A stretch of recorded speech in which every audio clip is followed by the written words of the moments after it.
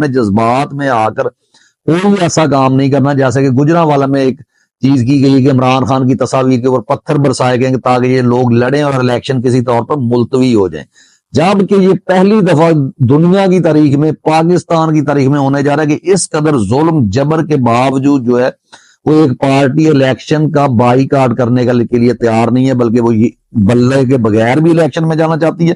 وہ کہتی ہے جو مرضی کر دے، اور اس پہ بھی اعلان آ گیا ہے کہ الحاق کس کے ساتھ کر لیں گے؟ JUI شرانی گروپ کے ساتھ، جس پہ عمران خان صاحب بھی اعتماد کرتے ہیں۔ تو PTI کے پاس تو بہت کچھ ہے۔ اب دوسرے جہاں پہ یہ مایوسی پھیلائی جا رہی ہے، آپ نے مایوس بالکل نہیں ہونا، اور انشاءاللہ عمران کا جو کھلاڑی ہے، سپورٹرز ہیں PTI کے، جو آج تک ہم نے دیکھا ہے، ہم نے نہیں دیکھا اپنی زندگی میں کہ اتنی ریزسٹنس کسی پارٹی نے شو کی ہو۔ اور یہ کس کو کہا جا رہا ہے؟ یہ برگر پارٹی ہے، ممی ڈیڈی پارٹی ہے، لیکن جو ریزسٹنس اب تک شو کر دی، آپ کی جیت ہے۔